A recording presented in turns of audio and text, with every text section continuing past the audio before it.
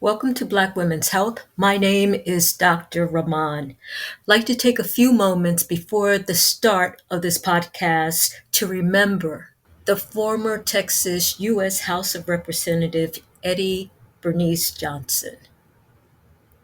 Ms. Johnson initially wanted to become a physician but was advised by her high school counselor that she could not become a doctor because of her gender. She subsequently went on and became a certified psychiatric nurse before being elected to the U.S. House of Representatives. She served as a representative from 1993 to 2023, becoming the first woman and the first African American to hold this position since the Reconstruction. Her passing is a sad moment when we think about her major accomplishments throughout her life. However, it's also distressing to note that her family has had to file a medical claim of medical negligence related to her care in her final days. This podcast and subsequent podcasts will focus on help, what we can do to become better stewards of our health. We will start with an interview with a patient as she describes her search for Black doctors, her difficulty, and her success in what she has done in order to optimize her chances of finding a Black physician. Good morning. How are Good you? morning. I'm good. How are you? I'm very well. I have the distinct pleasure of being able to speak with Marie Jean this morning about a very important topic. And that has to do with trying to find a Black doctor, the scarcity of the Black doctor, um, difficulties encountered from the perspective of a quote unquote Haitian. Okay. So, yeah, Yeah. yeah. So when it comes to that, I think that's why we don't see too many, or if there is, we don't know how to get to the doctors because there's an empathy that comes with, well, in my experience, that has come with once I finally got a doctor that was of African American descent. I found myself the first time I had my doctor was in Houston, and that was a Black doctor. And then the first meeting, I was just sitting there trying to explain. She was like, she had to stop. She was like, "Yeah, I get it." Because I was so used up until that to explain, no, this is what it is. No, like I was almost like I'm going into war for my own health prior to her. But she's like, "Yeah, I get it. So I now have, she was of African descent, correct? yes, What about yes." your other doctors? Or did that not matter as much because at least you had one? I tried to get as much of the others as possible, but when it comes to, let's say, if I need to see an endocrinologist, it doesn't necessarily have to be, uh, I couldn't find one at the time. Mhm. So I went with who I had, and then from there, they just took the test and issued based on their specialty. And then I worked with her, with my main doctor, in regards to understanding, okay, this is what these medications, how they will impact, and these are the side effects. And also reminding that it's eating and habits, all the habits, not just eating, but activities and things like that. Did you I, feel that, I didn't mean to cut you off, but did you no, feel you're that the fine. other doctors weren't explaining as well or weren't taking as much time as this particular doctor? Or, I just felt like there were more of Where I experienced was that if I said the side effects were a little bit more harsh than what the medication would typically describe. For example, if I'm supposed to get dizziness or something, my dizziness was always, if I felt like, no, it's not just dizziness, I get cramps too. Is that a thing? Well, I don't know. Cramps may not be that, and it was always dismissed as though I don't know what I'm talking about, or maybe what I think it is not what it is. And I'm like, no, I feel pain. It's extra pain. Or So they dismiss my tolerance. this is when you're talking to a doctor that's not of African descent. Is this what you're saying? Right. I was told to, well, you're going to have side effects. Just deal with it. Give it more time to get over the side effects. But when the side effects never went away, it was just like, well, and then one time was actually told, well, if you're not going to take my advice, go find someone else. I was like, okay, okay. That was the right thing to do. That was the right Yeah. thing to do. Yeah. I didn't even get mad because it's one of those, I'm one of those people like, just be direct with me. Because when I see you in the hall with other people, or like when you're greeting your next patient who doesn't look like me, the greet is completely different as opposed to me. I Mm. don't know if it was because I was in Texas or if it's just how they were, but then comes to find out they were not from Texas. They were from New York in Texas. So I'm like, huh. Yeah. So I don't know if it was a bedside manner issue because there's that. Some doctors just feel, well, I'm a doctor. You should just trust my opinion on this, regardless of your side effects. That has been my experience. So, and then, but you, when you go finally find doctors who, and it wasn't just because when I got to Ohio, there was one doctor and she was Caucasian, but I don't know if it was because she was of the LGBTQ community that she was more empathetic towards She my was a minority too. yes, Okay. Minorities United. yes. I think that's where the fears go away. How I think that's when I would say the pigment layer kind of like thins out when it comes Mm, to the empathy because they mm. can start experiencing some of the things you experience because in theirs is their sexual orientation. So they experience the suppression because I feel like once you experience suppression in any type of way, then that's when your empathetic sensors are deepened and strengthened. And That's that's how I interesting. believe That's a interesting. non-black person can relate to a black person. Is when what is your setback? What, like you said, what is your minority? Is it your intelligence? Is it your medical? Is it a medical situation or is it a decision? And some women, if they come off as though they might be mixed, even though they're not, because there are some white women who have darker features, so, and because of what they experienced, they could just be a little bit more empathetic, or they've been exposed to other cultures, so they're a little bit more empathetic. So you get that from them. But I, one who's I'm gonna flip it a little bit because I hear you saying that it is possible to Mhm. have a non-black physician who can be empathetic, but usually they identify with some disadvantaged or minority group, or that's an Yes, experience. Have you encountered a black doctor that you cannot relate to, or has not been able to relate to you, or you did not have that same type of sympathetic? not yet, because I haven't. It's only been a handful of black doctors I've had. Hmm.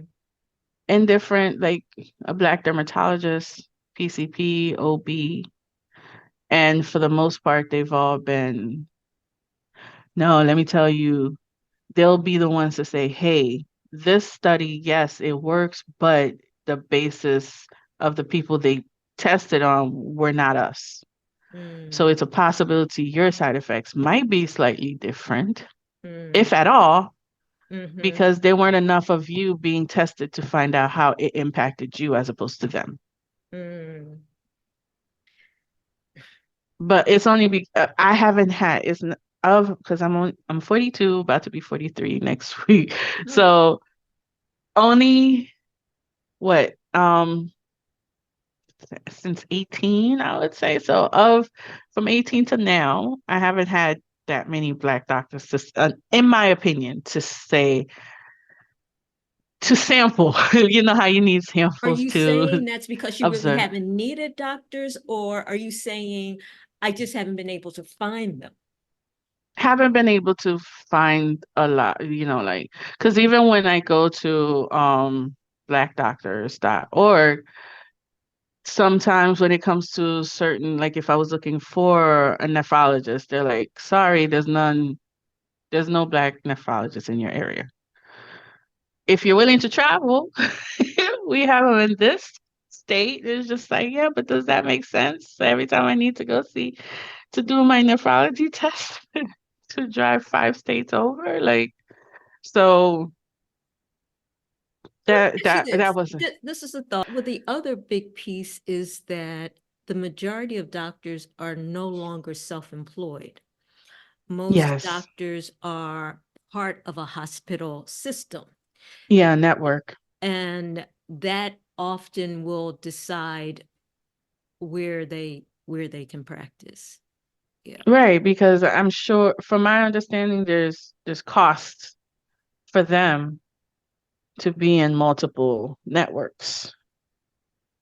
Well, So well, I for mean, some places, I so think. so let's say we're talking about Philadelphia because I have a better Hmm. sense of that. You have Hmm. major healthcare systems. You have the Hmm. University of Penn, you have Jefferson, and you have Hmm. Temple.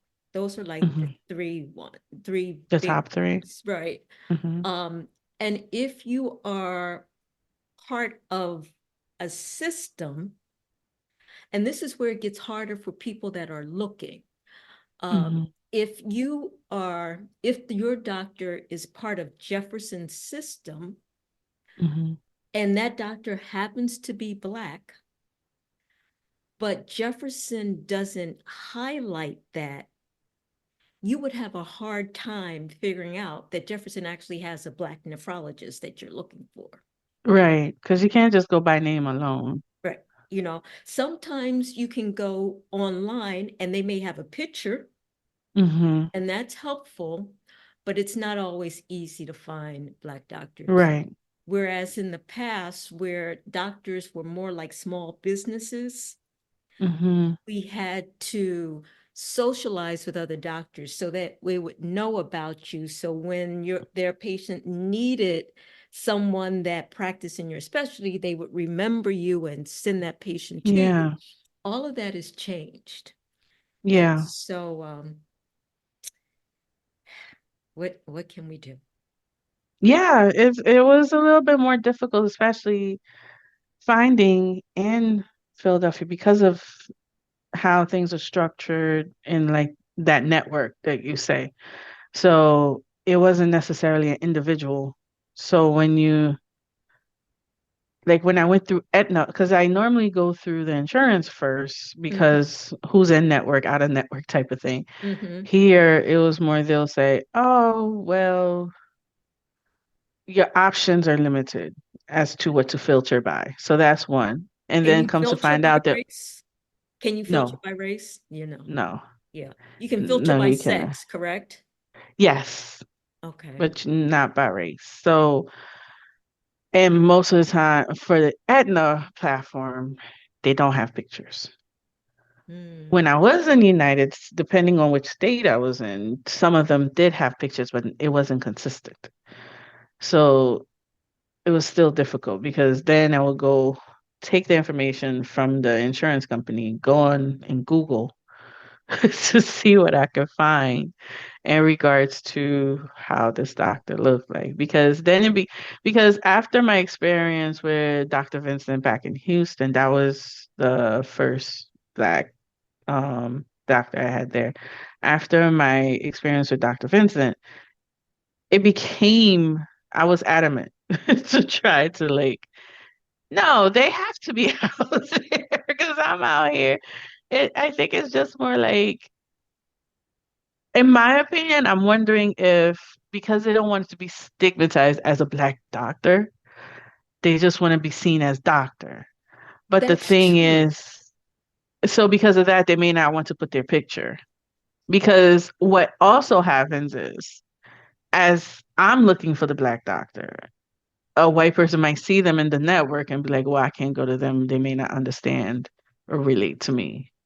Yeah. So they're getting the counter experience with the white That's people. interesting. I think there's a lot of different factors in play, but one tends to be once that Black doctor is known, they can get inundated with Black patients.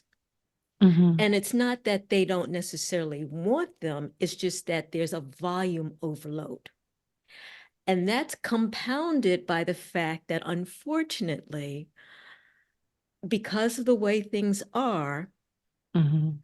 when you get a Black patient, that patient may have more complications and more comorbidities and more risk factors, which makes the care of that patient that more challenging. And Hmm. so it's a really mixed bag. I think all doctors, especially since COVID, have been overworked and stressed out, and are probably functioning at their peak. And then to hear we have all these Black patients that want to see you, it's like You're really? already exhausted. Yeah, Not you're beyond exhausted. You're right, depleted. You're deflating right. actually. And And then so they're I like, oh no, think there's more. Yeah, I think the answer obviously would be to have more Black doctors, but that's a process and that's expensive. And we've already talked about school and the cost of education, right? But now Hmm. we're seeing this increase in, they used to be called mid-level providers, but now we're all just health providers. Those are physician assistants and nurse practitioners. And Hmm. among that group, there tends to be a greater percentage of Black. Yeah, black nurses and yeah. And so the question is, I mean, are you comfortable? Would you be satisfied with seeing a Black physician assistant versus a Black doctor or a Black nurse practitioner instead of a Black doctor? Or is it all equal for you? For me, um, I I am open to my work. I'm open to if they're well versed in my thing is the whole PCOS thing.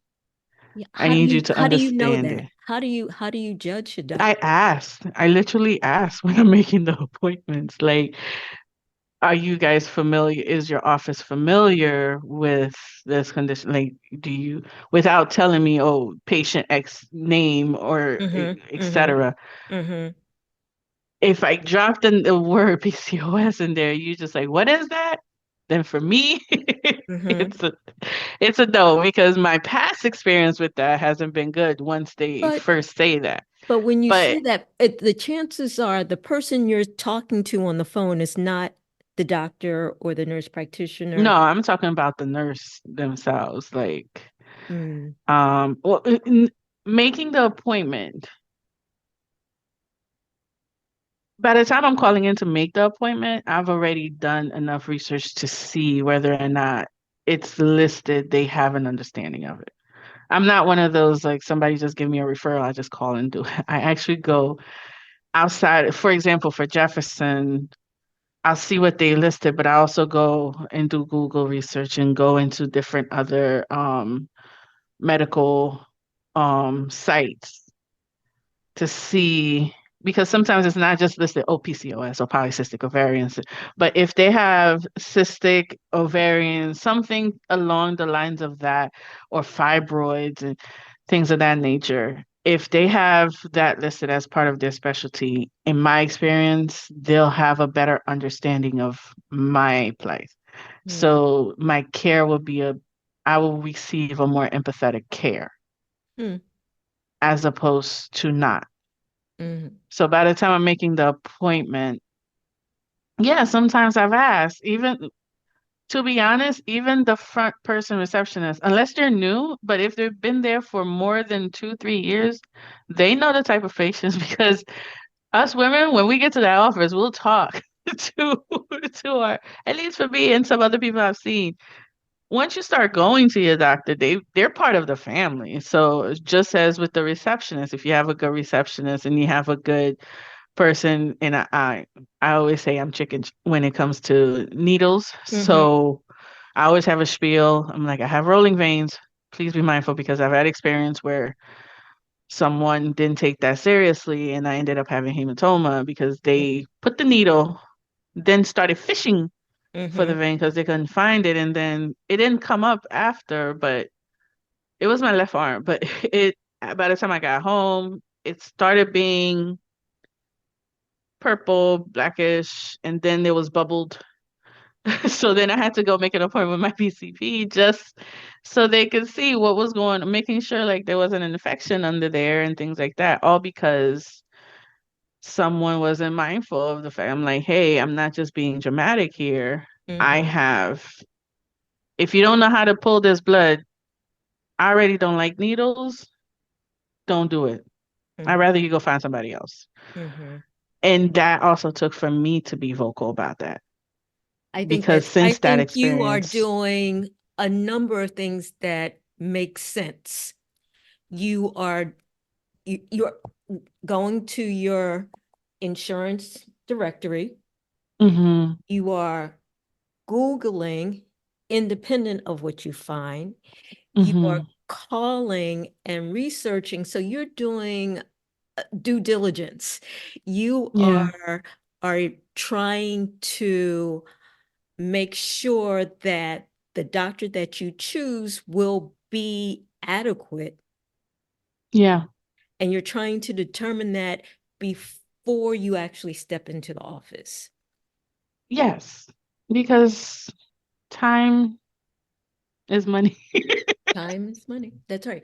And And I it don't, could be life or death too, because I don't want to find out after the fact because I have friends who shared their horror stories about they're like, oh, I didn't see the importance like how you see it, so I just got the best care. They're the specialty and they're a specialty doctor in their field, so they're specialists, so they approached it like a specialist is a specialist. It doesn't matter the pigment on my skin until they were in the delivery room and started questioning whether they're about to lose their life because of the fact they have a darker pigment than, you know what I mean? So, yeah, I have friends who just like, oh, my experience was, had I known better, I would have, you know, now I have to, because even with the story, what's her name? She was on Project Runway as one of the judges. She explained about that too, where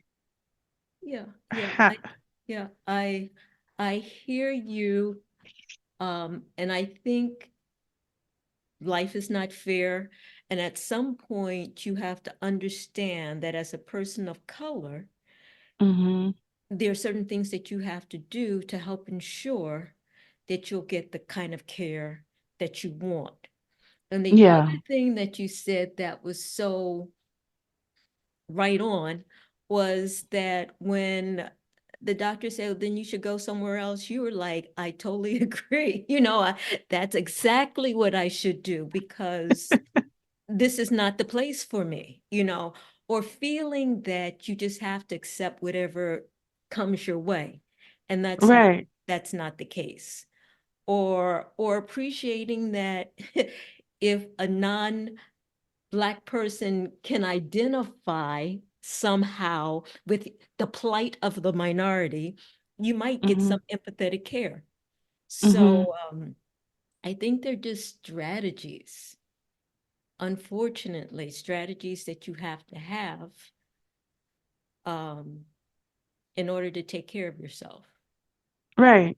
And you might get it even within, because one of the things before calling you to set up the appointment, right before, because that morning work was, because I work from home, I work remote. So that morning work was a little bit slow for me. So that's why I took that morning to just focus on, let me start, having the fingers do the walking and calling and stuff. Right before speaking to you, I called one group that was, even though I'm in Northeast, they're, I think, in Albany or near, like you're going towards Mount Airy. Mhm. They may have an office over there.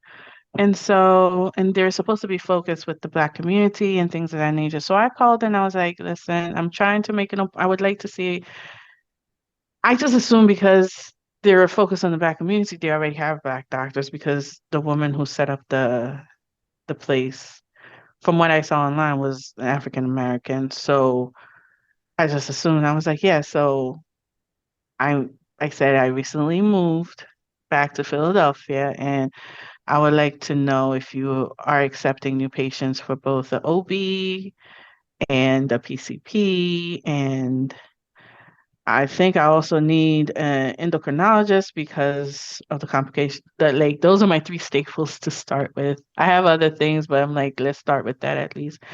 But then the lady on the phone seemed just like, oh, it was like, okay, well, why is it that you need specific? And I was like, yeah, and I need them to be specified. Are they knowledgeable or well versed in understanding PCOS? It was like, oh, that's just your OB you need for that.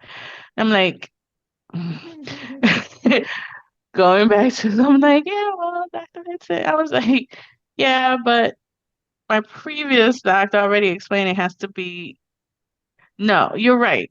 The OB is the leader when it comes, OBGYN is the leader when it comes to the PCOS part because that's the region where it's the source of it, right? Or whatever you want, however you want to say it. However, those other two have to be teaming and knowledgeable in that, in PCOS or in that understanding as well, so that it has to be a team effort. So I was like, yes, you're right. But I also need the other ones to also be versed, the PCP and the to also be versed in that. So in explaining that, I already heard over the phone. And I was just like, so does that mean, but I'm one of those just like, is that a yes or a no? Like, the nonverbals, I clearly hear it, but I need you to verbalize. So I'm that girl who's gonna be like, so is that a no? Is that, will you get my information and will not come back to me? So can you confirm or deny? I'm that person. Like I hear it. Okay. I hear some sense of does that mean F off? Is that what you're trying to say? Is that, I'll be the one to be that. But so then I'm like, so is that possible? Can you get my information? At least give a call back. I've yet to hear a call back. Do you think there is some sort of social obligation for Black doctors to make themselves known to Black patients? I would love it. Do you think I uh, think there's a perspective. There's one perspective that yes, there's a need for it in one perspective. And I think the reason it's not happening is because of what you explained, that their doctors in general are already depleted. And then when you expose them to that, it's like you're exposing them to the masses and they're already over capacity. Mhm. And physically and psychologically deflated, because it's a lot. I, Mhm. it's a lot. Once you get, it's like, I get that. But at the same time, I think if more Black folks knew there were more, it's right now it's a lot because we know the community may know of those 10. They know of 10, but in reality, there's 100. Yes. Yes. Had the 90 stepped up, the 10 wouldn't feel so, I think, Yeah, that's a stepped up in the sense of coming out from the yeah. I shadows or don't know or if just that's saying, "Hey, really I'm here true, too." but I you're don't know. right. I Yeah. think, you may know of one or two, but the reality is there may be 20 or 30, right? And but the question is, and this is the part that's not clear, even if you know of them, they may not be in your network. You know, they may not take your insurance, and there are all these other confounding factors. So the question is there a real benefit to knowing, I guess? I think so because the thing is, I believe Black communities, regardless of whether it's Black American, Caribbean American, African American, Central American, whatever, you know, the Black communities, Jasper, in the United States predominantly go through word of mouth Mm, and opinion of each other because it's one of those, and it's also once you get to that, then there's that other subculture of like-mindedness. mm-hmm, So, like from my friends and I, we can recommend, oh, hey, you having this experience. I know this network. Maybe you could go mm-hmm, consider this. mm-hmm, Because that's how I was exposed to they're like, oh, I go to Jefferson. Or heck, we graduated from Temple. I just stayed with Temple and mm-hmm, dealt with it that way. And then from there, then you'll get, oh, well, my mom have always been going to so and so doctor. mm-hmm, Most times people may just go to that doctor even if they're out of network. If they some if they can afford to, they mm-hmm, rather mm-hmm, because of the sense of feeling safe. mm-hmm, Those who can't afford it, if they knew of the ones that were within their network, it would be best for them too. Because, okay, for example, Dr. Z may not be in my network, but Dr. Z will be in Jennifer's network. mm-hmm. So Jennifer's also looking for a Black doctor, but I can't go see Dr. Z, but she can. So, and since I talked to Jennifer, and I could be like, well, I went through that. And she was like, oh, and I couldn't see him. Oh, he's like, oh, wait, I have so and so. Right, And right, then he was just right. like, oh yeah, they're as cool as so and so said because Deborah said Dr. Z. It all started with Deborah, you know what I mean? Mm, Because Deborah's grandmother has somebody who's been going to Dr. Z type of thing. So because of that word of mouth that still goes around because we trust, there's still that sense of trust within it coming from one of ours that for a long time it wasn't because when it came to medical because we just felt that it was almost like instilled in us that the white medical health was the better health. And then we started hearing news about what happens or experiencing our own experiences of what happens when you if the white health was not, did not want you there, but they had to tolerate you there. Just like with teachers and other, we see it in the education system with the kids too. So there's that. So I think it may have started with my generation, those who were born either under Carter or right before Reagan started. That was just like, maybe. Yeah, we start. It may not be all it's cracked up to be. So if where we can get them, we get them. Mm-hmm. And so, and I have friends in Connecticut who they may live by New Haven, but they go to Stamford, which is for the traffic. That's almost like being in the next state Yes, because yes, yes. I know. I know the, the area. Yeah. because of the drive, because of the traffic. So if you're in West Haven, you still driving to Stanford to go see a doctor simply because that was, that's a black doctor who, and then on top of that, I've been the best health, the best advice I've ever gotten was through that doctor.